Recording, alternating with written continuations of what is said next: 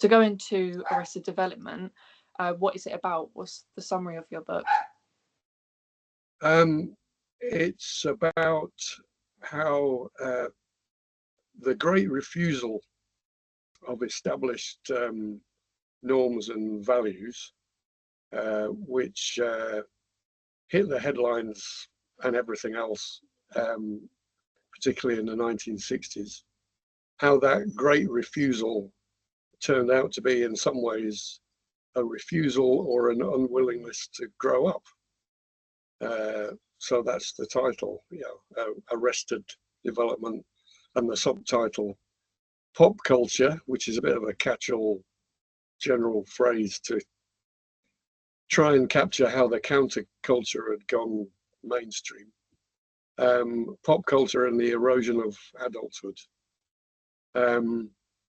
And the one word encapsulation, I guess, of all of that is infantilization, which I was trying to explain as a resort to and a disposition to embrace cultural traits and recurring motifs that in one way or another reject the idea of the grown-up, mature, rational, purposive adult, and rejecting the kind of the sense of self that goes with that idea of adulthood, in favor of a kind of permanent adolescence or a infinitely prolonged and sort of longed for childhood. But I guess I should add that I wrote the book. It was published just over 25 years ago, but I was writing it 30 years ago. Oh, wow. So wow. What I was sort of writing it at a point that was midway between the 1960s, when this great refusal was exciting, and anti-establishment.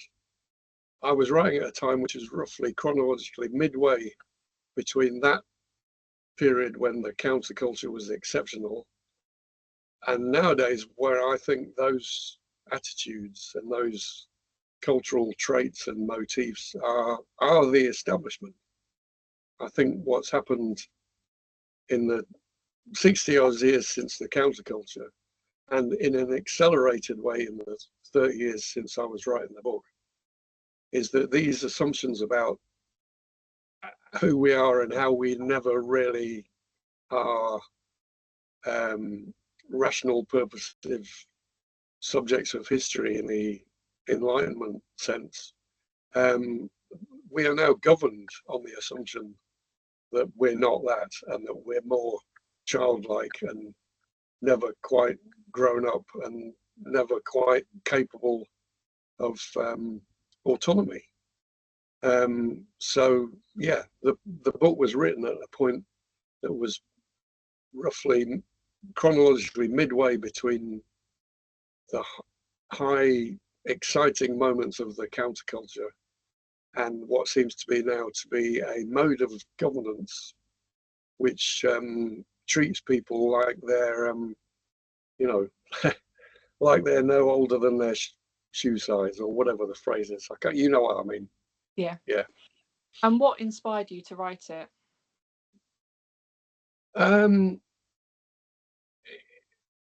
Well, in what was going on in the outside world, there was a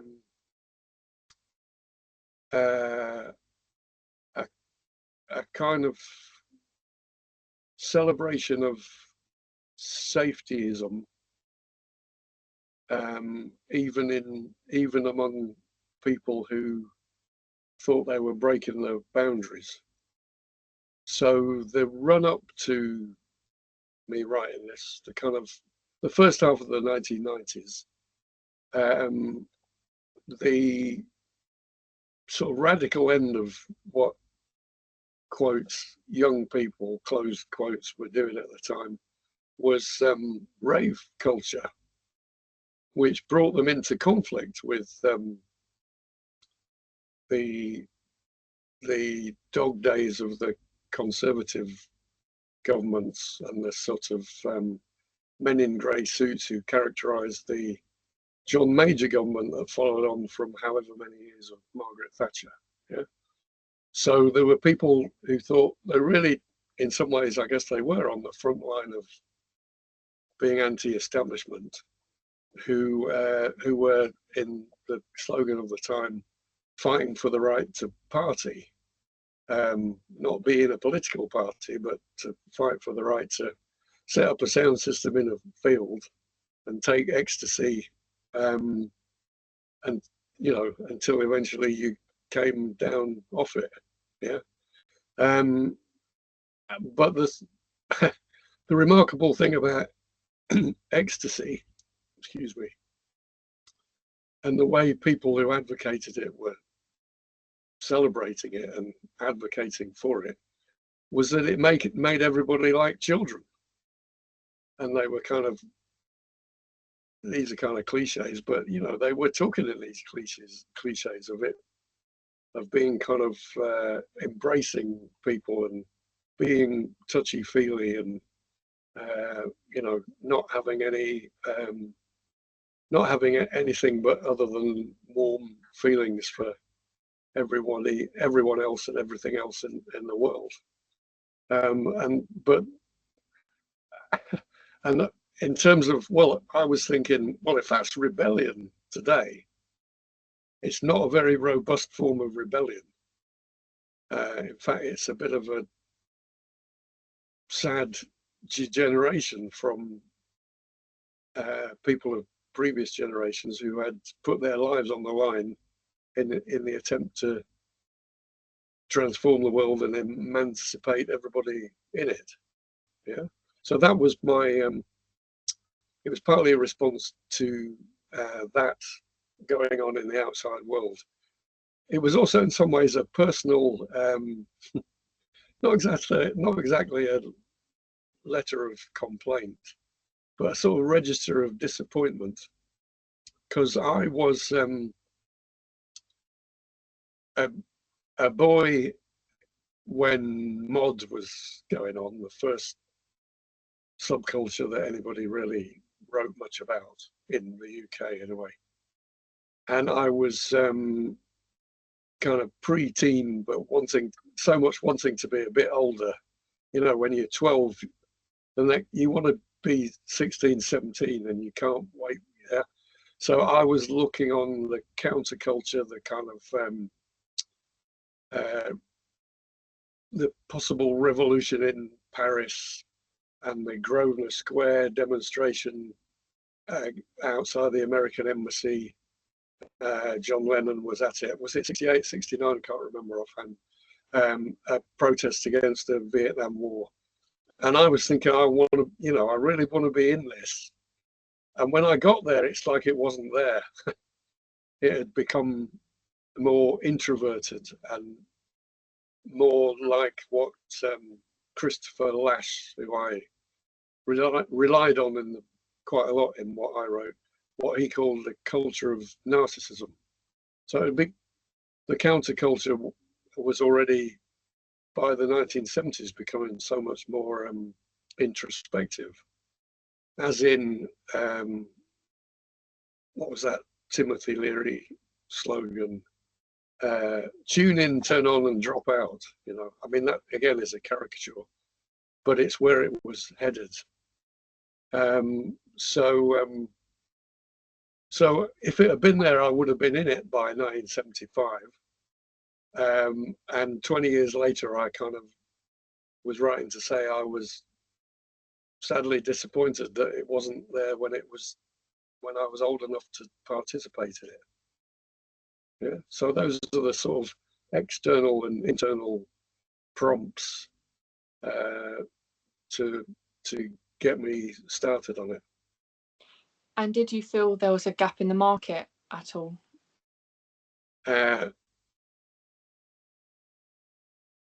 borrow a line from a prehistoric Hollywood movie frankly, my dear, I don't give a damn. I just wasn't interested. Um, I'd done a few academic conference presentations, and alongside of that, I was just about earning a living as a culture lifestyle journalist, and those two things sort of came together.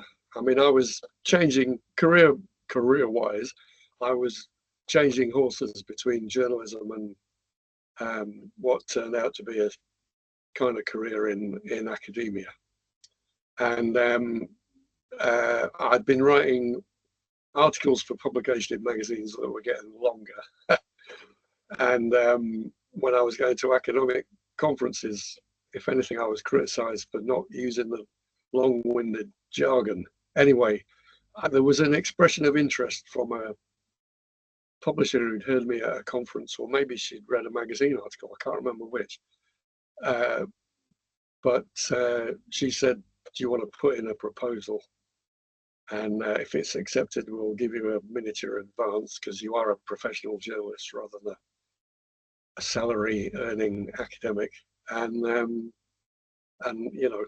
was the deal. And the marketing, in those days, nowadays publishers say, how big is your social media following? Which is code for, we expect you to market the book yourself.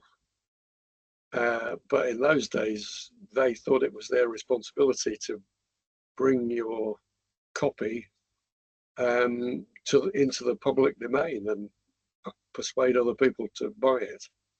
So, I let them get on with what was at the time their job. Yeah, is that all right? That makes sense.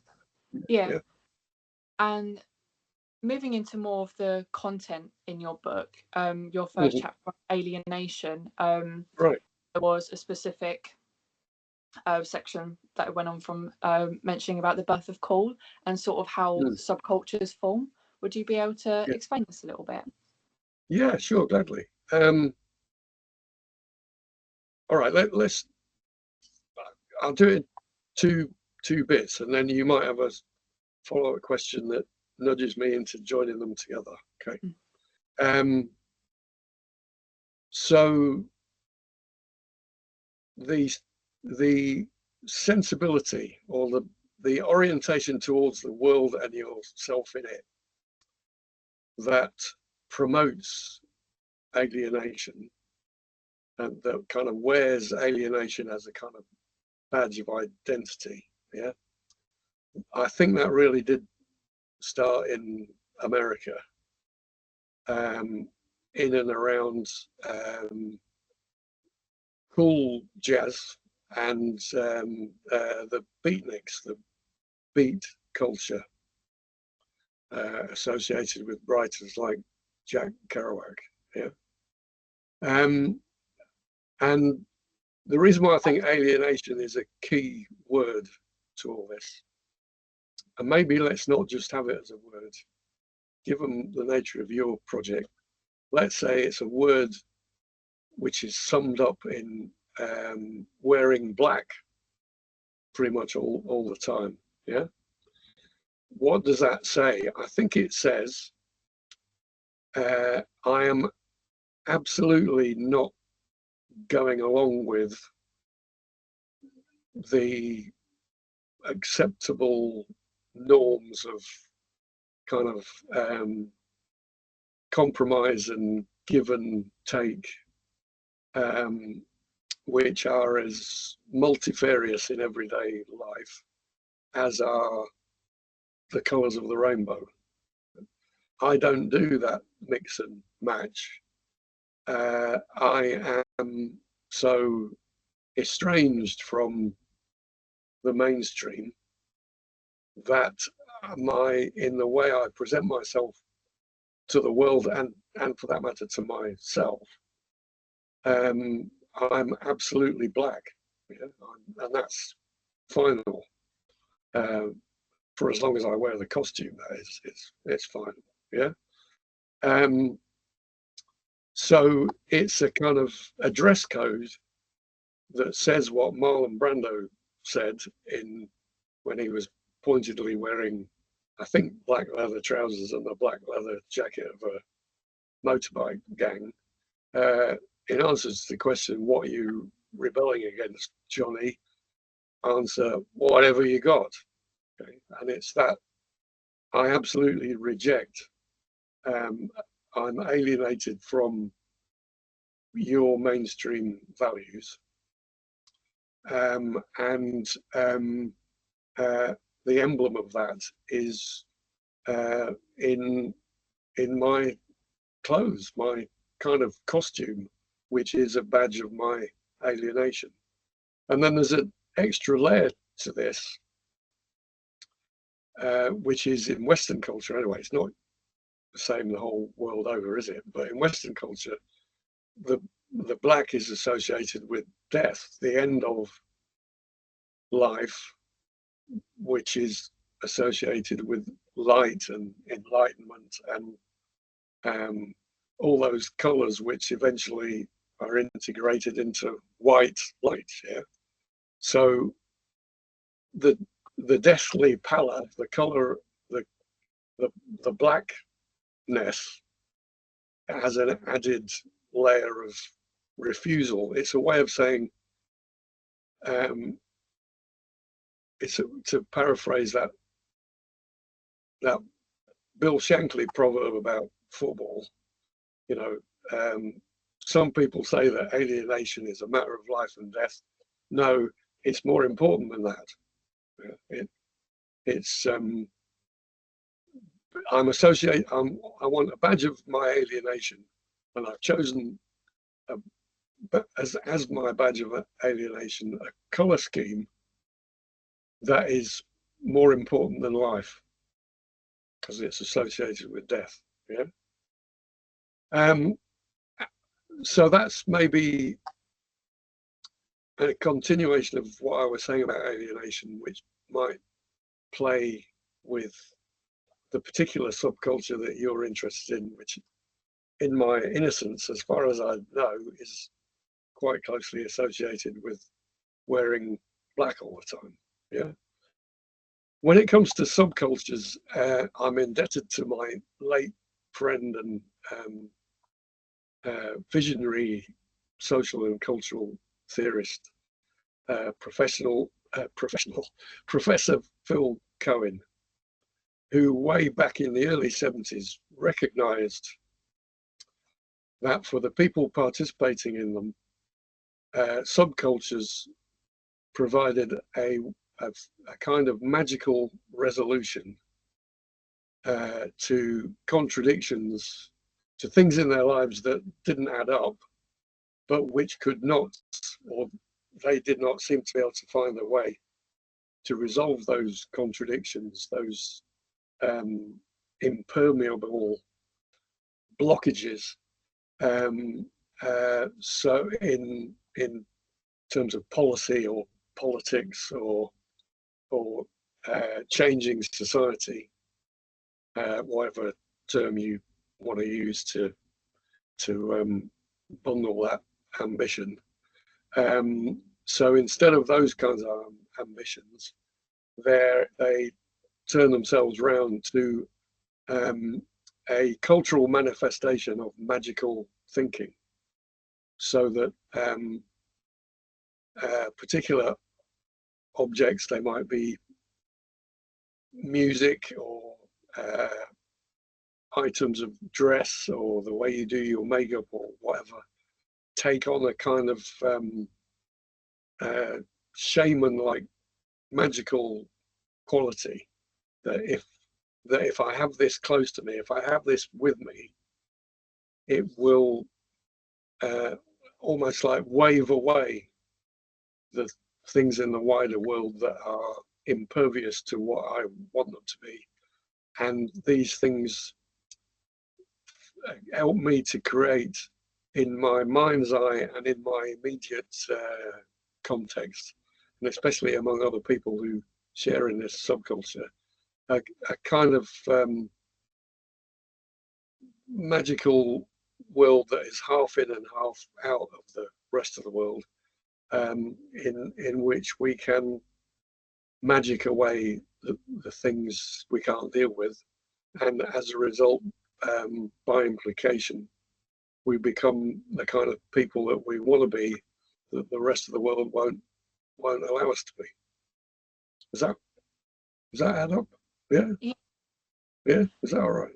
Yeah. I'm just trying to think. I've got so many questions and they're all merging in my head. I'm trying to think of. Well, that's all right. No rush. It's okay. Take your time. And with that, how do you think, or why do you think subcultures evolve over time?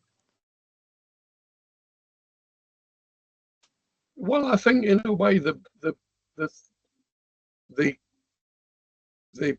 evolution of subcultures has been that they are no longer subculture.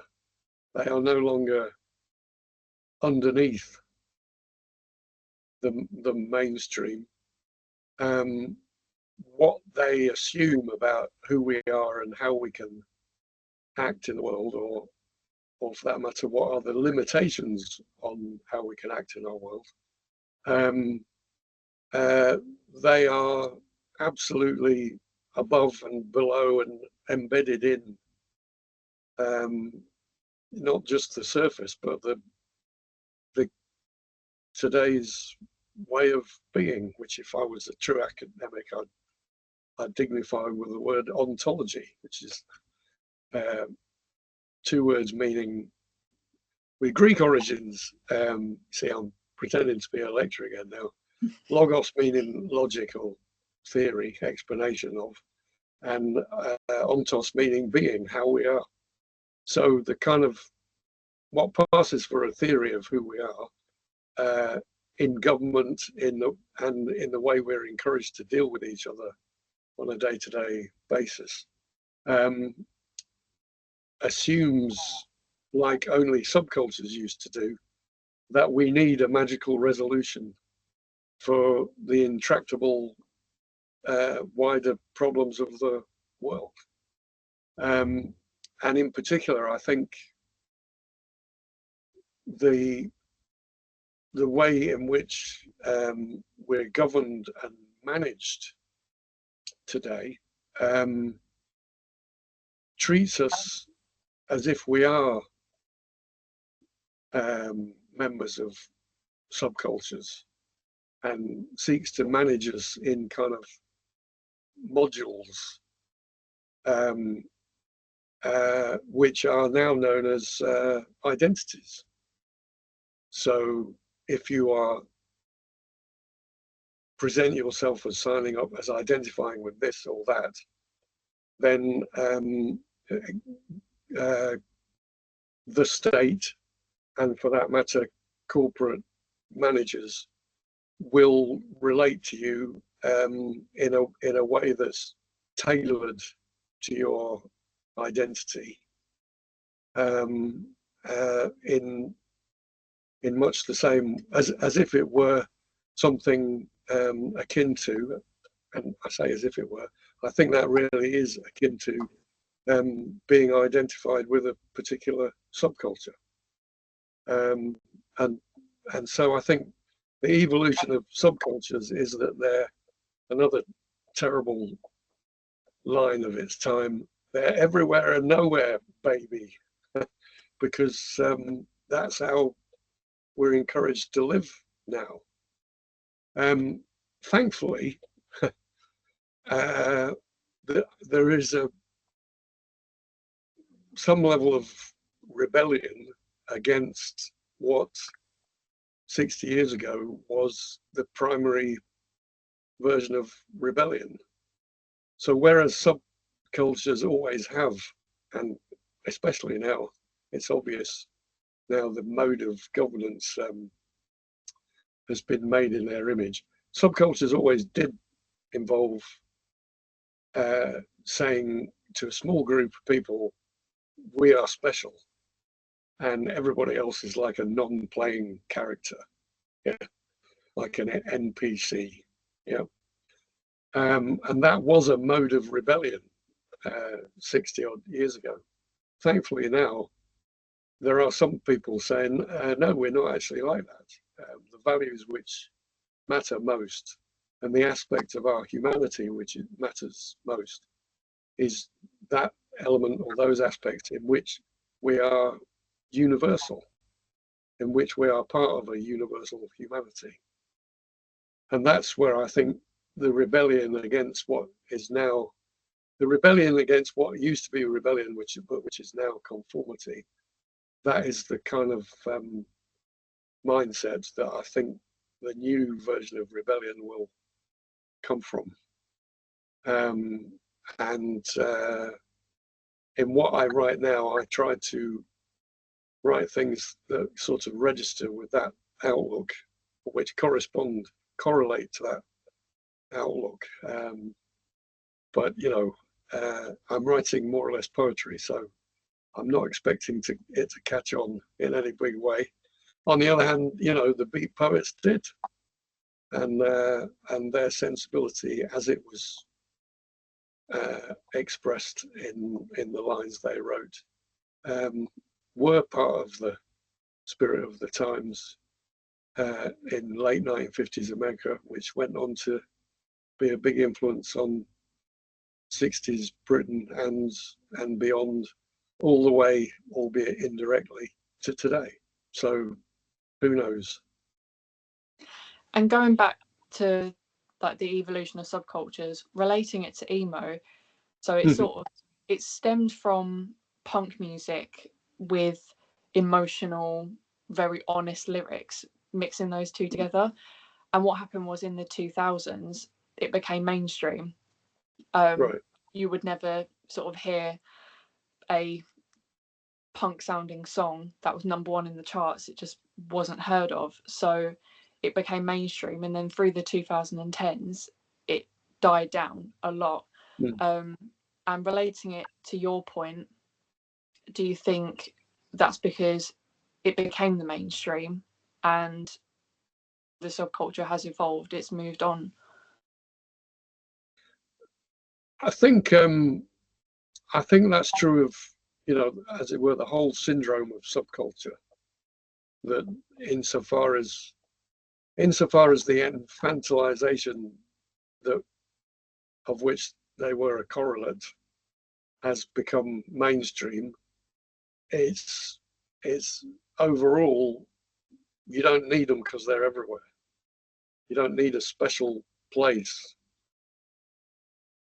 to kind of encapsulate, for instance, safety, because just about everywhere it's supposed to be a safe place. Yeah. So on the other hand, and looking rather not at the general syndrome, but at the particular, looking at why there's a pattern of them living and flowering and then, you know, almost disappearing or collapsing. In the modern world, see, I'm borrowing these terrible album titles and things. Magical thinking is not going to last for centuries. You know, any particular version of it is going to come up against the extent to which we are, in large part, not entirely. I'm not trying to diminish or write emotions out of the picture altogether, but there is a big chunk of who we are as human beings today that is rational and purposive, and our agency, our capacity to do things, is much more than it was in pre-modern times, and much more of the world is now in very much modern or even some arguably postmodern times. Yeah, so magical thinking, which versions of which could last for thousands of years in pre-modern times, and now necessarily only going to, each version of them is only going to have nowadays, in our current historical context, could not possibly have anything other than a relatively short lifespan. So there's something about them which is not exactly momentary, but there is a conjuncture, a coming together of different circumstances that will give them an urgency and will make that way of magical thinking to some people for some limited amount of time. It will give them a temporary resolution to the bigger problems in the world that they feel themselves unable to deal with.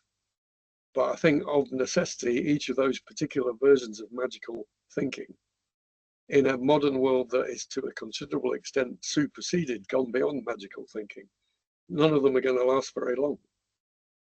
So whether it's punk or mod or, so there's mod, mod version 1, which was cool jazz, mod version 2, which was the Small Faces, mod version 3, which was the Merton Parkers and Secret Affair, mod meets football that was Fred Perry. So there are different versions, but none of them last very long. And there's any number of subcultures that claim to be not just different versions of the same thing, but a lot different. And they may well embrace different aspects of magical resolution. And you can normally judge this, not that I'm advocating any such thing, but by the drugs that were fashionable at the time. So the mods were on speed, so that was hyper alienated. I don't want to know. I'm just on my speed driven track, yeah.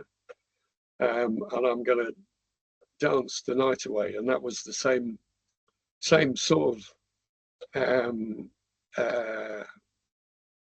orientation repeated in Northern Soul 10, 15 years later.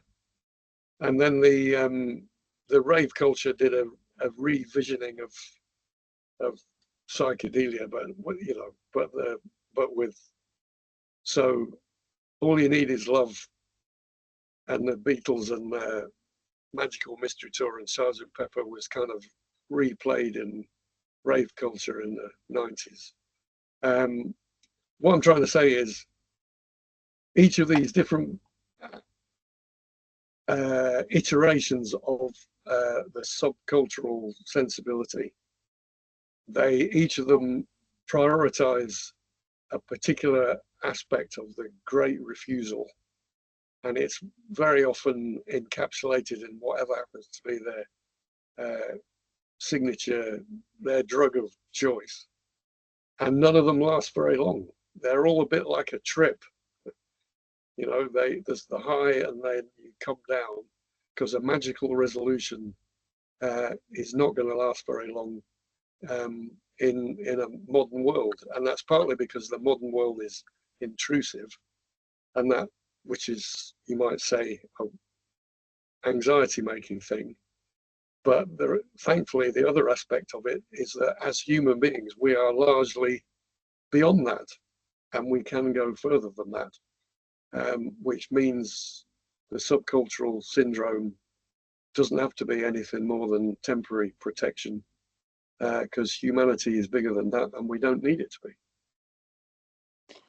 And going more into infantilization, what is it in terms of subcultures? Well, if subculture is a sort of magical part of the world which you and your fellow participants enter into, and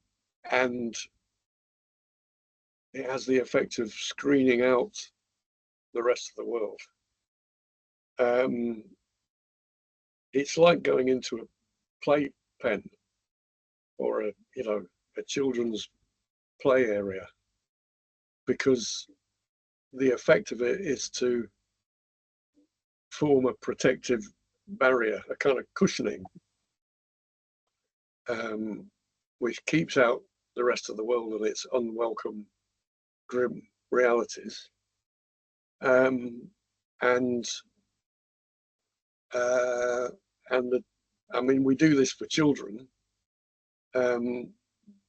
because they don't know not to bump into things, and when they hurl themselves around, you know, they don't know what the consequences are, or it takes them a while to learn them. So it's one thing to be a child and to need an adult to protect you, or an adult to set out and set up the mechanisms that will serve to protect you. That's one thing.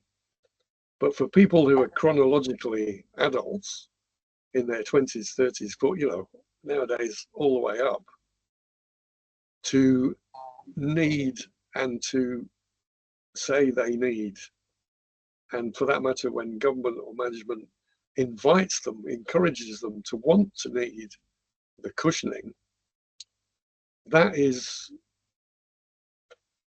what should be, and people who should regard themselves as mature, responsible, capable, rational, purposive adults, that is them in effect dressing themselves down to be like children again. Yeah, it's as, or it should be as embarrassing as in another chapter of the book, the white people pretended to be black and getting it badly wrong. You know, the trustafarians who have mum and dad's, they're living off the interest from the bank account that mum and dad set up, and they're walking around in the kind of spurious dreadlocks that Rastas embraced to show their anger and against the world that oppressed them. So the prospect of adults going all kiddified is not only silly and you know, somebody needs to have a word. It is corrosive of the fabric of what we are, of our substance. So there was after the Wall Street crash and all that at the end of the 20s, the 1930s, until Western economies geared up around making armaments with which to blow each other up, there was a Great Depression, a real economic, well, downturn is, you know, is understating it.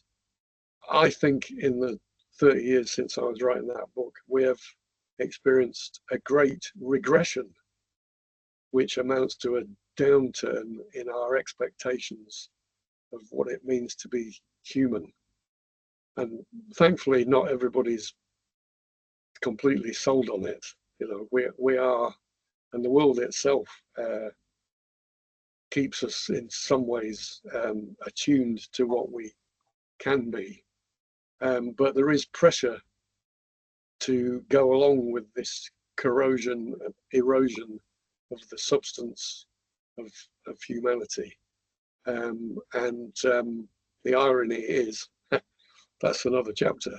The irony is that it started, this kind of this conformity started as a form of rebellion against the conformity of mid-20th century American hegemony, and the time when a politician could gain general support by the British voters by telling them they never had it so good. So what started out as a rebellion against the conformity of those times has become a new kind of conformity, which wants us to be infantile, wants us to rely on the cushioning that is rightly set out for children, but shouldn't be set out for adults. And in the process of pressuring us into becoming reliant on that kind of cushioning, I think it's essentially regressive because it amounts to the corrosion of the core substance of our humanity. And is that in relation to all subcultures or some more than others? I think they all go for a magical resolution. They're all variations on magical thinking. You see, I'm not in any way against imagination. The kind of writing I do now is more reliant on imagination than ever before. Although in the last 60, 70 years, it's notable that the best sociologists and the best factual journalists have also, in one way or another, had a sociological or a journalistic imagination, like Tom Wolfe imagined a new way of writing about what currently came to be referred to as lifestyle. And a very, quite rightly, influential journalist called C. Wright Mills came up with a famous book called The Sociological Imagination, which basically told sociologists to stop being bean counters and mere statisticians. He didn't say throw out the statistics, but he said make them meaningful rather than just facts, pure and simple, which actually purely and simply don't even add up to the facts. You know, they're just like raw material. But anyway, I'm all for imagination. What I don't want is, what I disagree with is people imagining solutions to social problems and then behaving as if the imagined resolution will suffice as a kind of social policy, as a policy for living your life. So in that, subcultures have effectively been a kind of policy for how you live your life, but a policy based on magical thinking, on making stuff up. I think that's been negative, in as much as they've given people a breathing space from which to learn a bit more about themselves and think or rethink in a sort of decompression chamber how they're going to go on to live their lives and be in the world. Well, then that's been a good thing. So if it's like another cliche, if for a teenager it's just like a phase and they use that as a space in which to work out how they really want to be, then I'd say all power to them.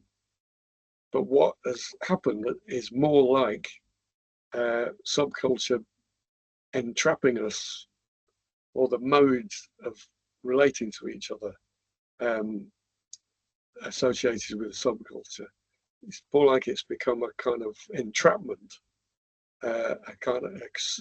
it's translated into a social policy, a policy for, or a protocol, a code of behavior for how you're supposed to be in the world, which then a lot of people find we can't get out of because we're encouraged to believe that we've signed up to it for life. And I really do hope that we haven't. And what do you think has been the result of infantilization in adults? Sorry, like I say, adults making out that they cannot get by without the protections and limitations that we correctly impose on children. But the thing is, once it's sort of like an addiction.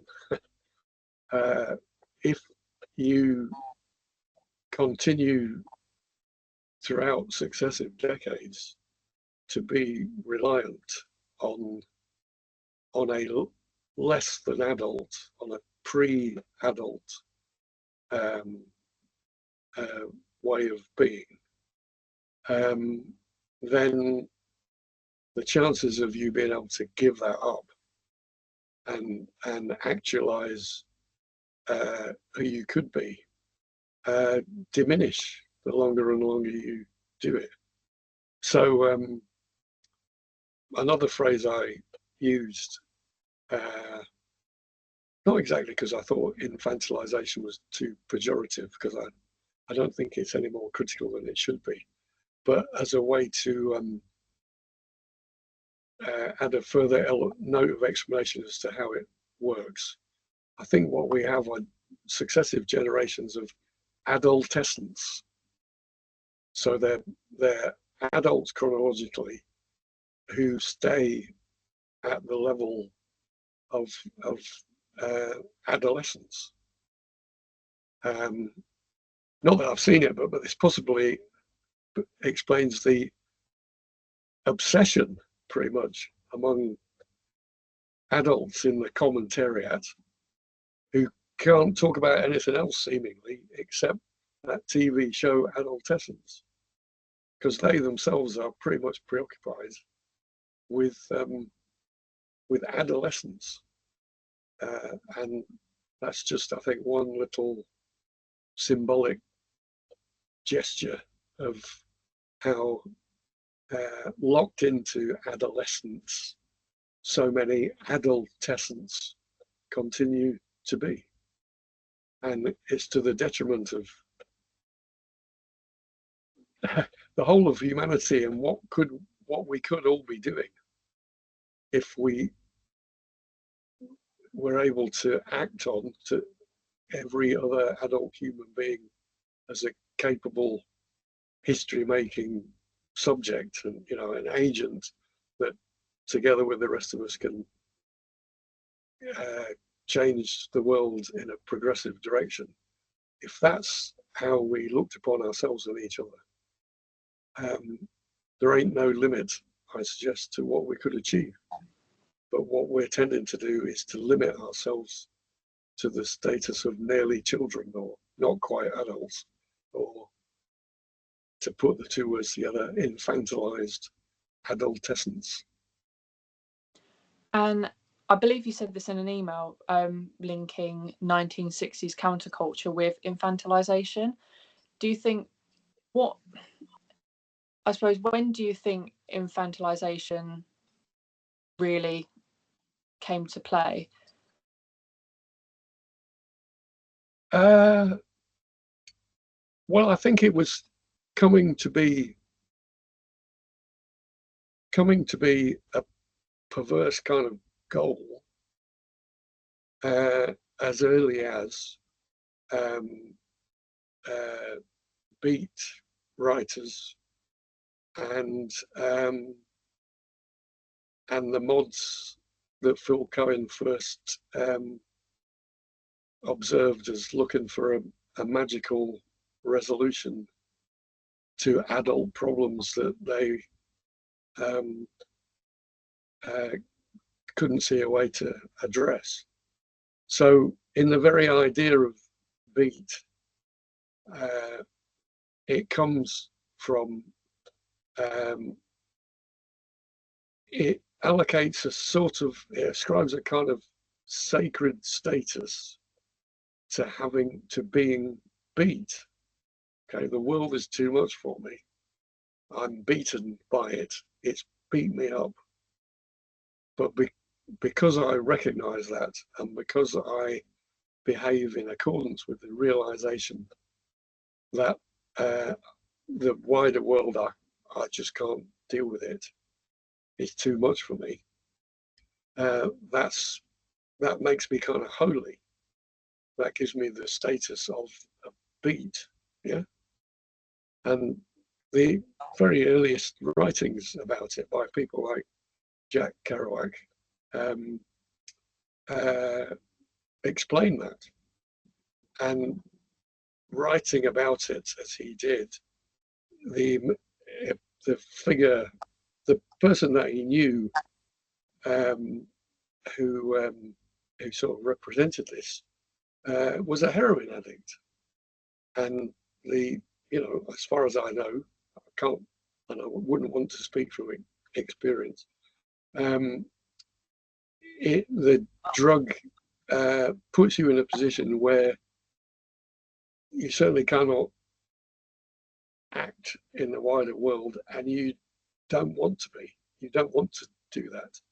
You are, as it were, complete simply by being beat. Yeah. And that's all you ever want to be. And for as long as it lasts until the horrible come down, that's a kind of, to you in your horrible addiction, that's a kind of holy state of being. Yeah. So the infantilization in the countercultures, I suggest, was there from very early on, in that it is an embrace and a kind of elevation of a condition of not being able to deal with the world, and of embracing that as what distinguishes you. We are the people who don't want to, who don't need to, have no wish to deal with the wider world, because we are complete in our sort of sacred, fetishized state, in our subculture that is all the world we need. Yeah. My point, though, is that in its origins, this was a rebellion against mainstream values, and the people who were expressing rebellion in this particular form were a tiny minority. And throughout the 60s, 70s, and 80s, that becomes that goes more and more in towards the mainstream. Yeah. And by the time you get to the missing figure in what I've said so far, by the time you get to the culture icon, who is Princess Diana, it goes all the way up the Mall in central London, from the ICA, the Institute for Contemporary Arts, which is one of the locations that countercultural kind of happenings used to happen in the 1960s. It moves all the way up to the Buckingham Palace.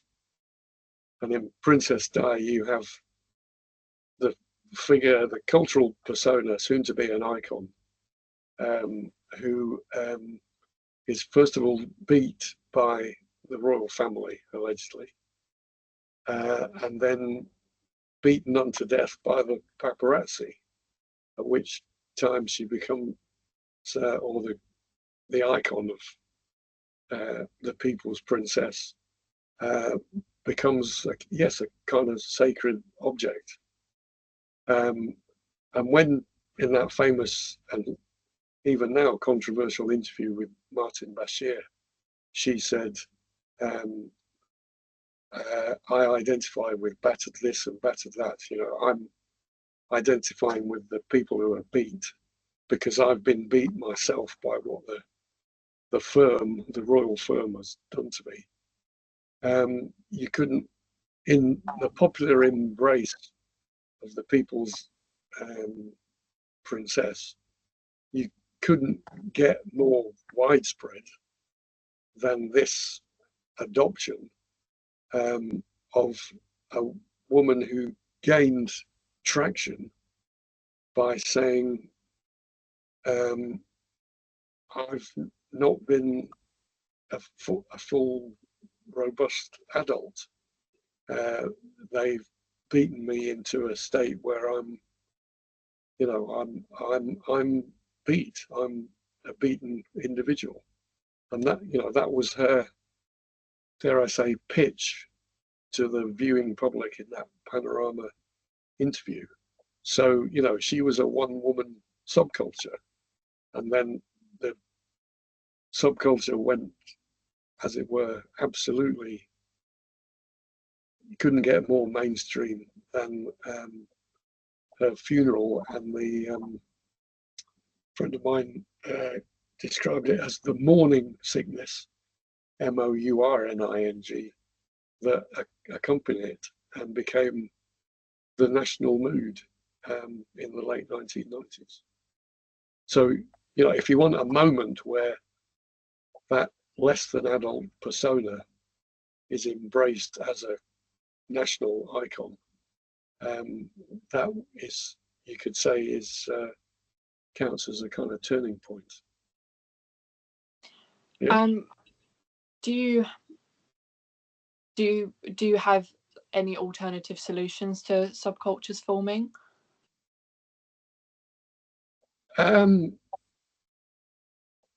Well, like I say, I'm not sure that they do form in quite the same way, because, like I said, the attitudes that they in particular used to characterize are now so diffuse that anyone who tries to, as it were, get one going, um, uh, you know, what's the point? Because it's already out there everywhere. So, I mean, on social media, do people form subcultures? I wouldn't say they do. They do form cliques all the time. You know, otherwise, or 10 years ago, previously known as echo chambers. And even then, that would seem to be a bit exceptional. But now the assumption is, I think, that everybody is in what only a decade ago was referred to as an echo chamber. So everybody's in a kind of module. But the modules they're not in any way underneath, or they're not sub or counter to the culture. Being in a module is the culture.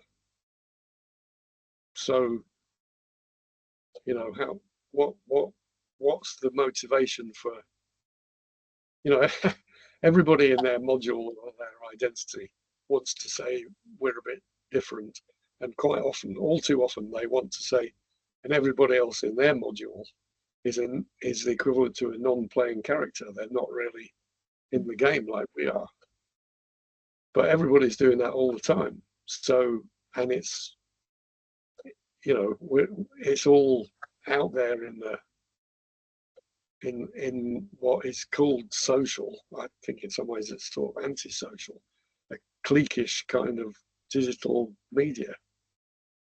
But so I don't, yeah.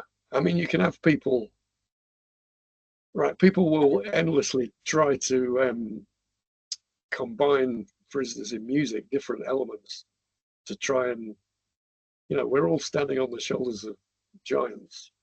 We're all trying to combine different influences to make something new.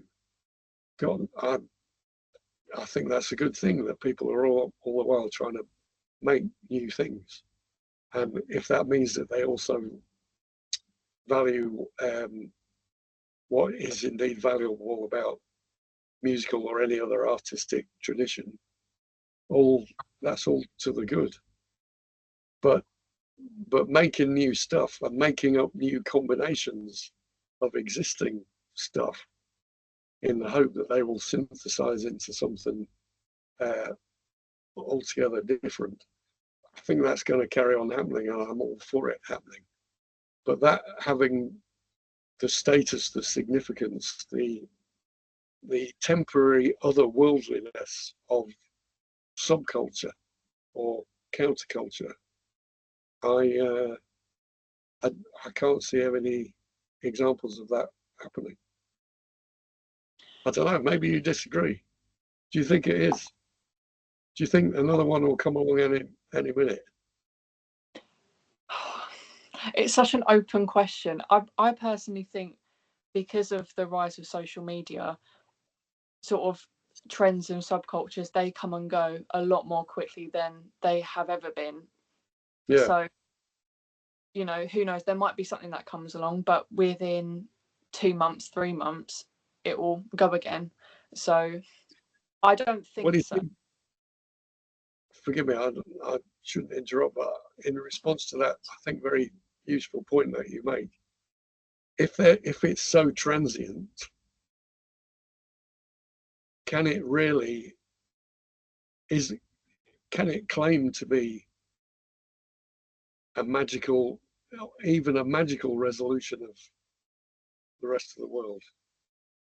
I think it's now so transient and known to be so transient that unless you're kind of 12, you're not going to be naive enough to say, this is my life. I mean, it really did count for something, didn't it?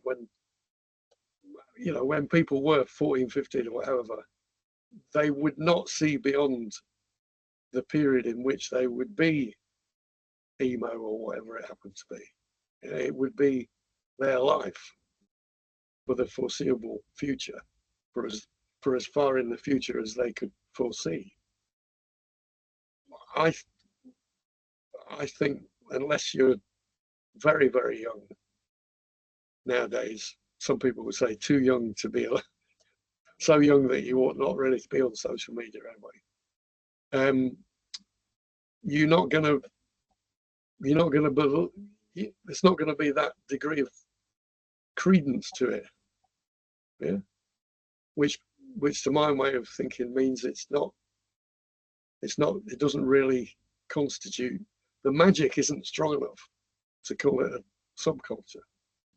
There's just one point that's reminded me to say, which I'm kind of kicking myself for not having said before, which is whereas we protect children because they're naive, when adults project themselves retrogressively into a state of quasi childhood, that's not naivety, that is cynicism. That is a kind of cynicism that says, I don't think much of other people, I don't think much of myself. I'm so cynical about the world that I'm going to resort to a period in my life, or in my sense of what my life has been. I'm going to go back to a point where I was literally not capable of making mature adult judgments about what I should be and what other people are like. Yeah.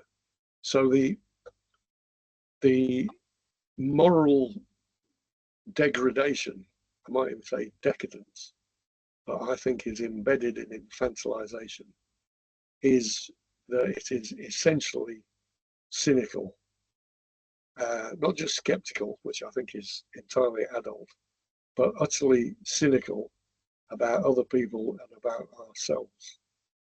And and that's why I'd say it is degrading, and I'd go so far as to say I think it's decadent. And in relation to my project, with what we've just spoken about, I believe it formed because the lyrics were emotional, they were honest, people related to it, and that's how I suppose that subculture formed. And I think now, when I was speaking to the journalist last week, I asked him whether, like, is the emo scene, is it still around, do you think? And he very much agrees. And we were both discussing that we think now it's sort of split. Half of it Mhm. is people who are nostalgic, who are feeling nostalgia for it, people who, when they were Yeah. teenagers, were emo and they look back at it with fondness. And then the other half is people that are 14, 15 that are getting into it. But I suppose in relation to what we're talking about, maybe now, I do think maybe due to social media, that rather than a subculture, it's probably more of a community now, like an online community, rather than a full on subculture that you dedicate your life to. Mhm. Um, well, okay. On of the two things you said, I think one of the ways in which things fall apart is fragmentation. So the split. So in one way you could look at, if one way of doing a kind of genealogy of subculture would be to look at how it comes from a relatively small number of sources, and how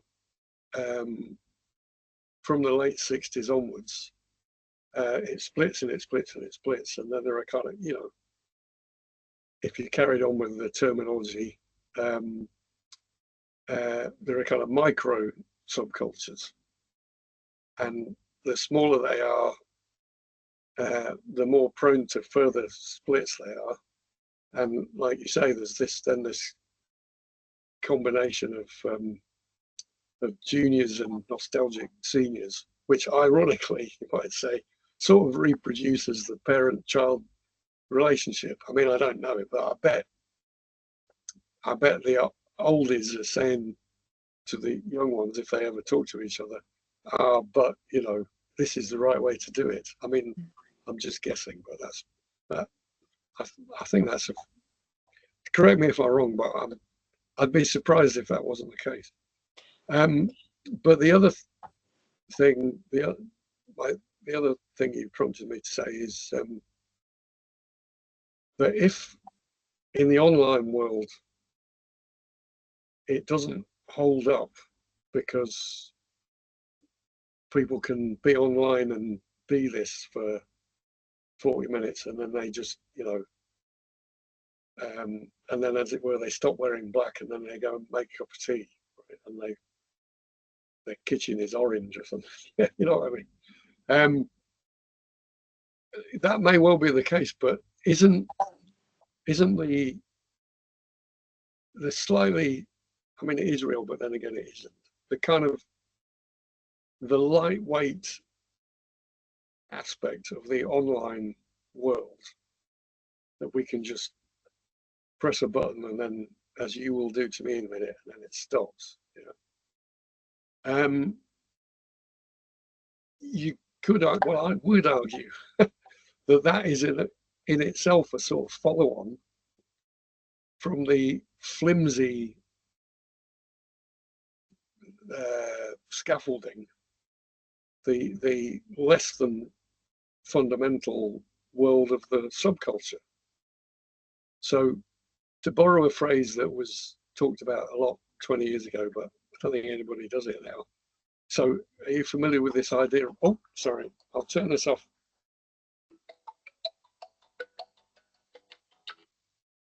I just got to finish an interview, Cora. I'll be with you in 5 minutes, okay? Yeah, lovely.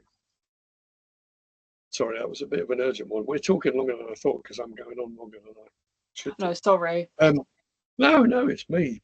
Too much pontificating. At least I'm not as sick as the Pope. Anyway, yeah, so there's a virtual world called a subculture, which is kind of real but not real.